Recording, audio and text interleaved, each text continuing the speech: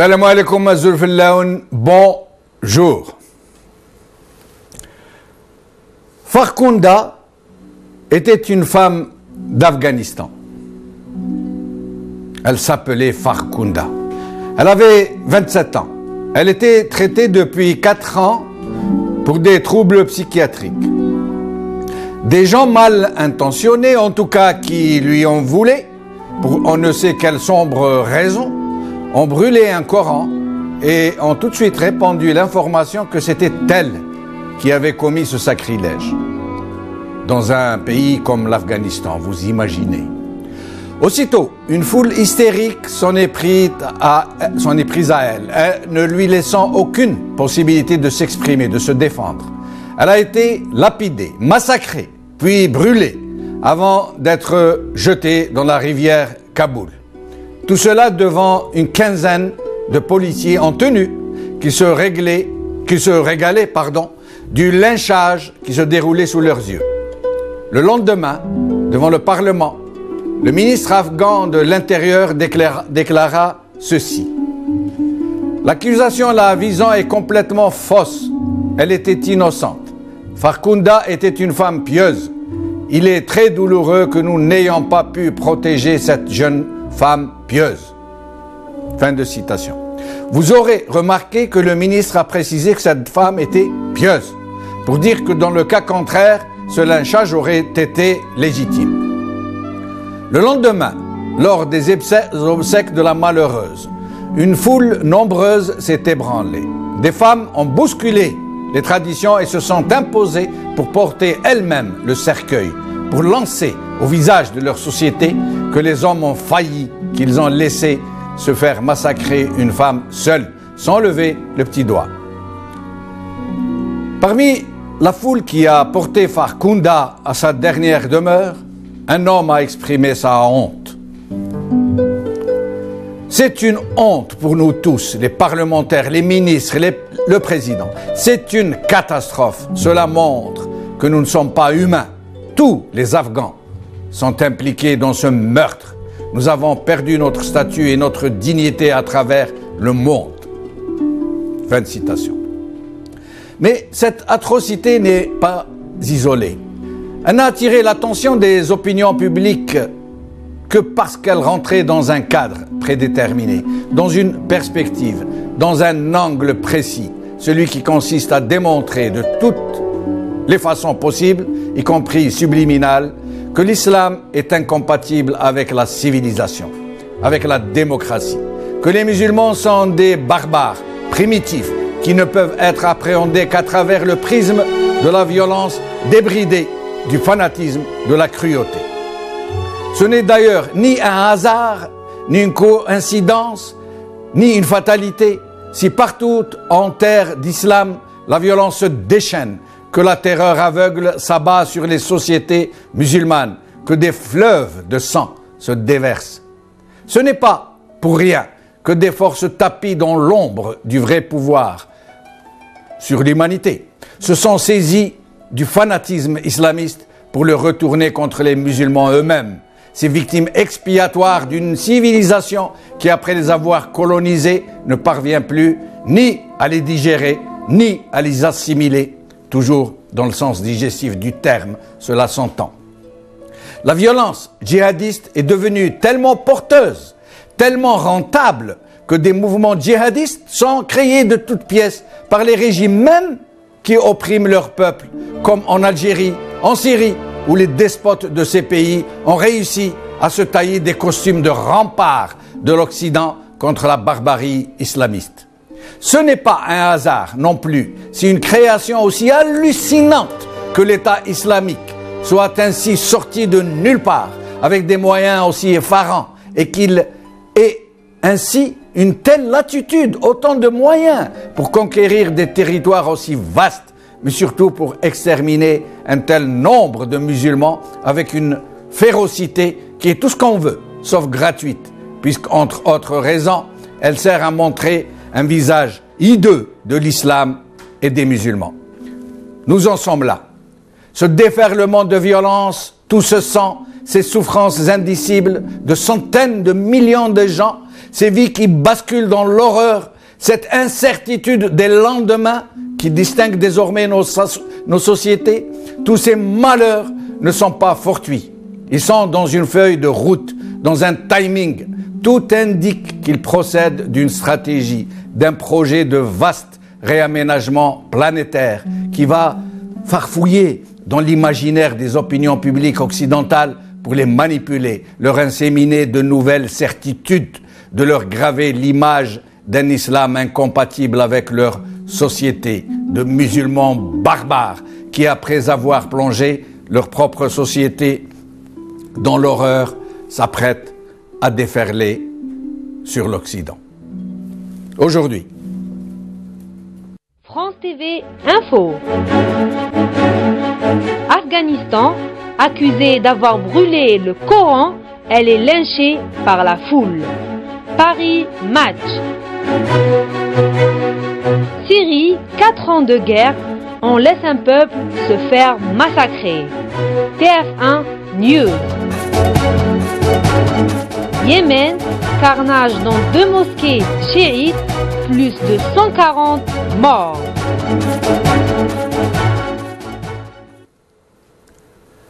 J'ai le plaisir d'accueillir aujourd'hui Olivier Roy, professeur en sciences politiques à l'Institut universitaire européen à Florence, en Italie, islamologue, auteur de nombreuses publications et de plusieurs livres sur la question, dont La Sainte Ignorance et Enquête de l'Orient perdu.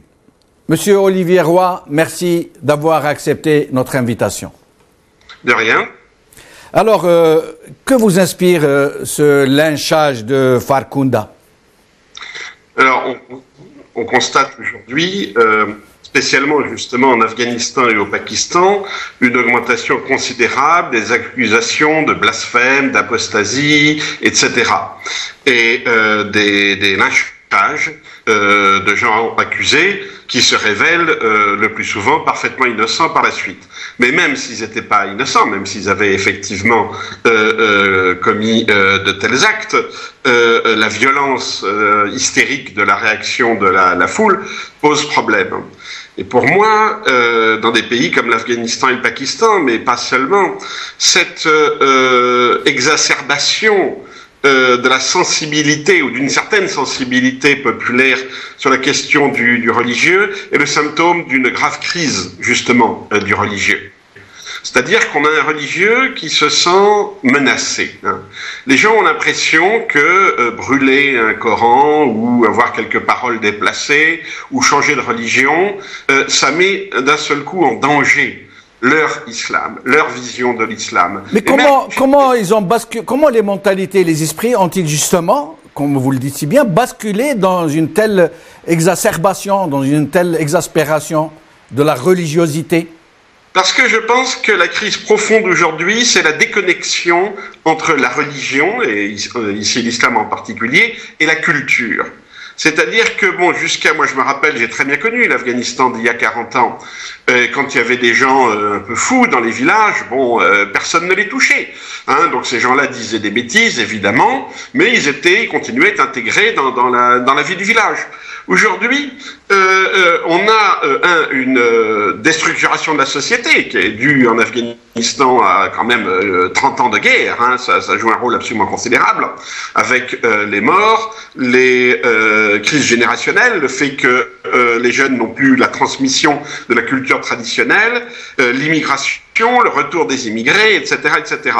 Et au Pakistan, on a une guerre civile latente depuis maintenant une vingtaine d'années. Donc dans les deux cas, on a des sociétés qui ont été profondément bouleversées, et surtout on a une crise de ce que j'appelle l'islam traditionnel, de l'islam qui est intégré à la culture locale. Oui. Par exemple, en Afghanistan, le soufisme était très très traditionnel, mais il n'y a pas que le soufisme. Et cet islam-là a été petit à petit remplacé par ce qu'on appelle aujourd'hui le salafisme. C'est-à-dire un islam qui refuse la culture, et pas seulement la culture occidentale, mais qui refusent l'idée même de culture. On sait que les salafis, par exemple, vont s'attaquer à des tombes musulmanes parce que pour eux, on ne doit pas prier sur une tombe.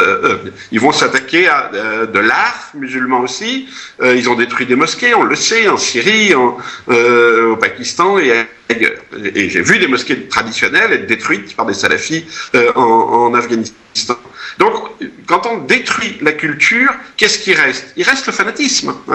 C'est-à-dire, ça n'est pas la religion en soi qui est fanatique. C'est quand la religion n'est plus insérée dans un tissu social, dans une tradition, dans une culture. Mais comment, Olivier Roy, comment cette mentalité, cet état d'esprit dont vous parlez, cette anticulture, c'est vrai que les Afghans ont détruit les statues du Bouddha magnifiques. C'est vrai qu'à Daesh, on a dévasté des statues millénaires de civilisations passées. Mais comment cette mentalité a été ainsi inséminée et est venue détrôner la culture ancestrale de ces pays d'islam? Je crois qu'il y a deux choses. D'abord, il y a la guerre. La guerre a un effet de déstructuration d'une société qui est absolument considérable. Et d'autre part, il y a la globalisation.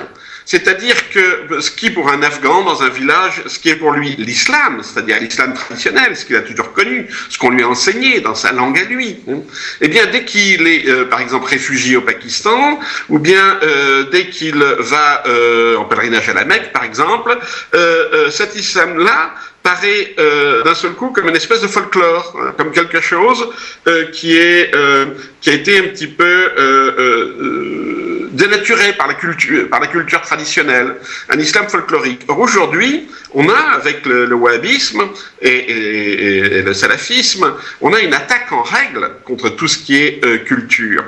Donc je crois que le paradoxe, je dirais, c'est que le salafisme qui apparaît comme un islam rétrograde est en fait l'islam le mieux adapté à la globalisation. La globalisation a un effet de déculturation partout. On le voit dans la dissémination, par exemple, du modèle McDonald's dans le monde entier, alors qu'il est né dans un contexte culturel très particulier qui est celui des États-Unis. Eh bien, vous trouvez le même McDonald's maintenant à Tokyo, Moscou, Pékin, etc., etc. Eh bien, pour la religion, c'est un peu comme ça. On a la religion. Et donc, au nom d'un supposé retour aux sources, à une certaine pureté originelle, il est question maintenant de raser tout ce qui est traditionnel, tout ce qui est ancestral, tout ce qui est coutumier de ces pays respectifs. Oui. Et ça a commencé par l'Arabie Saoudite, d'ailleurs, avec la destruction des monuments historiques de la Mecque et de Médine, par exemple. Remplacés par quoi? Par des malls commerciaux sur le modèle américain. Mais, bien entendu, avec la police religieuse qui passe pour vérifier que les gens respectent le ramadan, la prière, etc., etc. Donc aujourd'hui, si vous voulez, le salafisme a, détruit les cultures, essaie de détruire les cultures traditionnelles et met en place un islam qui est uniquement basé sur la norme, sur le halal et le haram. Et en plus, qui décide de ce qui est haram et de ce qui est haram? Un peu tout le monde. Un peu tout le monde. Il n'y a plus de grands oulémas, il n'y a plus de grandes institutions religieuses qui sont là pour dire dans le fond ce qu'est la vérité du moment. Et donc les gens prennent la norme dans leurs mains, si je peux dire. D'où l'effet de foule. Tous ces gens-là, ils se croient autorisés à dire, non seulement à dire ce qui est pour eux un blasphème, mais à interpréter la religion, c'est-à-dire à dire ce que doit être la norme religieuse. Et comme les religions, généralement, on peut tout leur faire dire, la suite est donc facilement imaginable. Mais venons-en à présent à ce fameux Daesh, à cet État islamique qui défraie autant la chronique. Qu'en pensez-vous? Quelle est votre opinion sur ce curieux État islamique né de nulle part? Et il n'est pas né de nulle part. Je dirais Daesh a deux pères. Un, c'est Ben Laden, bien sûr. Daesh est un sous-produit de Al-Qaïda. Et l'autre père, c'est Saddam Hussein. Il faut savoir que les troupes de Daesh sont quand même largement encadrées par des officiers qui viennent de l'armée bassiste. Donc Daesh, c'est d'abord la même idée qu'Al-Qaïda, c'est-à-dire on se bat justement pour un islam global, un islam pas du tout enraciné dans une culture. Et c'est pour ça d'ailleurs que Daesh recrute essentiellement chez de jeunes déracinés ou chez des convertis. La majorité des combattants de Daesh vient d'Occident. Tout le monde le sait. Donc en ce sens-là, Daesh, oui, c'est bien, ils vivent dans un imaginaire, celui de la Oumma virtuelle, globale, qui n'existe nulle part et qui ne correspond à aucune société réelle. Deuxièmement, si Daesh a pu faire une percée dans le nord de l'Irak et en Syrie, c'est parce qu'il y a une population locale, essentiellement des Arabes sunnites, qui se sentent exclus de la représentation politique dans les deux pays, en Irak et en Syrie. En Syrie parce que le pouvoir est tenu par une minorité religieuse, les Alaouites, et en Irak parce que, suite à l'intervention des Américains, ce sont les chiites aujourd'hui qui tiennent le pays. Donc on a un ressentiment très fort des Arabes sunnites locaux qui se sont jetés dans les bras de Daesh. Voilà. Et je crois d'ailleurs que c'est ça le point faible de Daesh, c'est que la société locale ne les a pas acceptés pour leurs idées. La société locale a accepté Daesh pour sa capacité de combattre leurs ennemis, c'est-à-dire les chiites et les Kurdes essentiellement. Mais si on passait sur l'autre trottoir, si je puis dire, l'Occident ou les médias occidentaux du moins font feu de tout bois pour tout ce qui est islamisme, ils sont là à stigmatiser, à flinguer tout ce qui bouge, mais curieusement, ils ne parlent pas du véritable génocide, et je pèse mes mots, des Birmans musulmans, par exemple. Oui, alors ça, il est très clair que dans les médias occidentaux, il y a un double discours. C'est-à-dire que on met en lumière la violence quand elle est faite au nom de l'islam, et on ignore la violence quand elle est faite au nom d'autres religions. Donc le bouddhisme pour la Birmanie, mais il y a d'autres exemples en Afrique. On avait la fameuse armée du Seigneur qui a semé la terreur en Ouganda dans les années 90, et personne n'en parle. On en parlait très très peu à l'époque, personne n'en parle aujourd'hui. De même, les massacres commis au Congo sont couverts, disons, en mineur par les médias occidentaux. C'est parce que en Occident, on a une essentialisation de l'islam, c'est-à-dire que on attribue aux musulmans, quelles que soient leurs idées, leur pays, etc., un espèce de logiciel coranique et djihadiste qu'ils auraient implanté dans le cerveau et qui motiverait tout leur comportement. Le problème, c'est que la théorie de Samuel Huntington, le clash des civilisations, a été maintenant complètement intériorisée par l'opinion publique, pas seulement par les médias et par beaucoup d'hommes politiques, mais très largement par l'opinion publique occidentale. Et ça, c'est un gros problème. Mais vous dites essentialisation. Est-ce qu'il ne serait pas plus, j'allais dire exact, de dire simplification préméditée? Prémédité, je ne suis pas sûr. Vous savez, je ne crois pas trop, moi, aux grandes stratégies. Je pense que le problème, c'est justement l'absence de grandes stratégies. Quand George Bush a envahi l'Irak en 2003, tout le monde a attribué ça à une grande stratégie américaine. Bon. Et puis, qu'est-ce qui s'est passé? Les Américains sont partis, ils n'ont jamais pris le pétrole, ils savent plus trop quoi faire dans la région, ils en sont même à se rapprocher avec l'Iran aujourd'hui.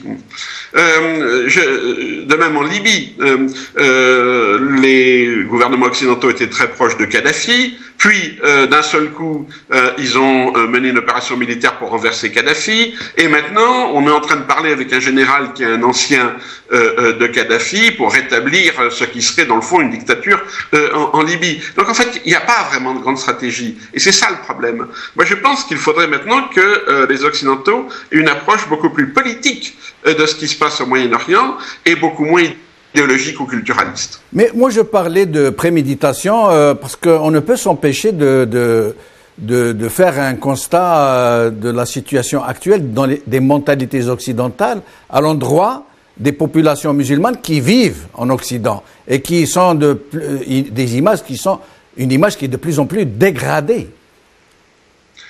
Oui, tout à fait. C'est ce qu'on appelle l'islamophobie Voilà. et est en augmentation. Il y a une crispation sur l'islamophobie, sur l'islam et donc sur les musulmans, bien sûr, qui habitent en France. Je crois qu'ici, il y a un problème profond. Qui est pas seulement du racisme, parce que, bon, par exemple, prenez la gauche. Hein. La gauche, en France et dans beaucoup de pays européens, a une politique plutôt ouverte par rapport à l'immigration dans les années 80. Donc, de ce côté-là, il n'y avait pas de racisme. Par contre, maintenant, la gauche prend une position très dure contre l'islam au nom de la laïcité. Pourquoi? C'est parce que la gauche, dans le fond, n'a pas admis que les immigrés fassent des enfants musulmans. Oui.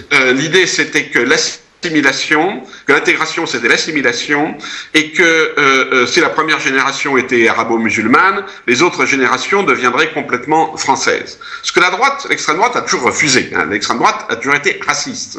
La gauche, c'est plus complexe. Elle a été assimilationniste. Elle est toujours assimilationniste. Et si aujourd'hui on a une islamophobie qui est partagée à droite et à gauche sous le nom de laïcité, c'est parce qu'il y a une grave crise politique et identitaire hein, en France. C'est pas seulement en France, oui. mais en Europe, qui se traduit entre autres par la montée du Front National et par l'hostilité à l'Europe. Au Canada aussi, d'ailleurs. Oui, tout à fait. Il est intéressant de voir que l'islamophobie et l'anti-européanisme vont ensemble. Ce sont les mêmes personnes, en règle générale, qui sont islamophobes et qui détestent Bruxelles. Parce que ce sont des gens qui sont nostalgiques d'un État-nation français, bien assis sur son territoire, derrière ses frontières fermées, hein, et où un État fort gérerait la société, comme on s'imagine que c'était autrefois, alors que ça, évidemment, ça n'a jamais été le cas. Bon. Je crois que c'est cette crispation identitaire qui, aujourd'hui, est le principal problème en France et dans la plupart des pays européens. Mais, Olivier Roy, est-ce que ce n'est pas aussi parce que le terreau est propice? Si un parti comme le Parti Socialiste, comme l'UMP, s'engouffre dans ce créneau très porteur qui est une certaine islamophobie, est-ce que ce n'est pas parce que ça fait voter, parce que ça fait élire?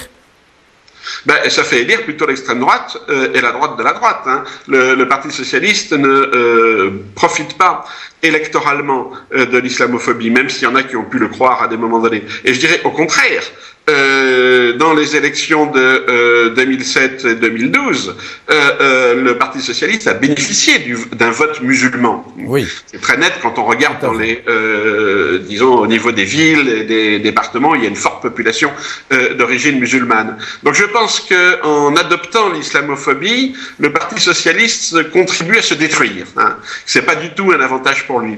Et pourquoi il fait ça? Parce que je pense qu'il est lui aussi dans une crise identitaire profonde. Le Parti socialiste n'a plus de politique socialiste en économie, par exemple, ni même sur le plan de la société, puisqu'ils ont adopté le libéralisme économique. Et le Parti socialiste revient à ce qui a toujours été, je dirais, un pôle de ralliement pour la gauche française au XXe siècle, qui est la laïcité. Pendant le seul point commun qu'il y avait milieu du XXe siècle en France, entre toute la gauche, les communistes, les socialistes et les radicaux, c'était la laïcité. Sur tout le reste, ils étaient en désaccord. Donc je dirais que c'est une espèce de réflexe identitaire de la part du Parti socialiste. Oui, mais Olivier Roy, est-ce que ce n'est pas admis, est-ce que ce n'est pas un truisme que d'aller chasser sur les brisées de quelqu'un qui se fait élire de plus en plus massivement? J'entends le Front National et les partis d'extrême droite. Ils sont de plus en plus élire, c'est-à-dire que les sociétés sont sensibles à leur discours islamophobe, arabophobe, xénophobe. Est-ce que ce ne serait pas, j'allais dire, légitime qu'un parti comme le PS s'engouffre lui aussi dans ce créneau porteur? Mais encore une fois, si c'est porteur, c'est par la droite et l'extrême droite. Simplement, le problème du Parti socialiste, c'est qu'ils n'ont pas d'autres idées, ils n'ont pas d'autres modèles. Sinon, cette laïcité qui est complètement idéologique, qui n'a plus rien à voir avec la laïcité juridique de la loi de 1905, qui autorise la pratique du culte en public, hein, alors que maintenant tout le monde voudrait chasser le religieux de l'espace public. Donc je crois que c'est un peu plus compliqué que ça, parce que c'est pas seulement de l'islamophobie. C'est de l'hostilité à toute religion. Les catholiques, l'Église catholique, par exemple, se plaint de ce que l'État a une politique de sécularisation agressive. On l'a un petit peu oublié avec l'affaire de Charlie Hebdo, mais enfin, la plus grosse manifestation qu'il y avait eu en France avant l'affaire de Charlie Hebdo, c'était ce qu'on appelle la manif pour tous, c'est-à-dire une manif de catholiques pour protester contre les nouvelles lois sur le mariage et la filiation. Donc c'est pas seulement, je dirais, c'est pour la droite, c'est très largement du racisme. Pour la gauche, la laïcité n'est pas juste un masque pour le racisme. C'est plus profond que ça. C'est une hostilité à la religion et la quête finalement d'une identité, d'une politique identitaire. Mais justement, Olivier Roy, est-ce que la laïcité n'est pas en train de devenir une sorte de religion exclusive et monopolisatrice? Oui, tout à fait. Tout à fait. La laïcité devient aujourd'hui une religion, et je dirais la preuve d'ailleurs, c'est qu'elle est traitée comme si elle était sacrée. Hein. C'est-à-dire qu'on n'a pas le droit de blasphémer contre la laïcité. Absolument. On n'a pas le droit de faire des plaisanteries sur certains sujets. Donc je crois que c'est bien ça le problème. L'apport de la gauche au XXe siècle, c'était d'avoir amené une laïcité politique, qui n'était pas du tout anti-religieuse, qui permettait au contraire la liberté religieuse. Et aujourd'hui, on a une laïcité qui s'oppose à la liberté religieuse en voulant la maintenir dans le privé. Ce qui évidemment n'est pas acceptable. Une religion, c'est pas seulement une opinion, c'est plus que ça pour un croyant. Absolument. Olivier Roy, merci infiniment pour tous ces éclairages, pour votre opinion, pour l'avoir partagé avec nous. En espérant vous revoir plus souvent dans nos émissions. Encore merci. Merci, au revoir. Au revoir. Cette émission est terminée. J'ai eu un réel plaisir à recevoir Olivier Roy. Salam alaikum. Qawala khair. Slama.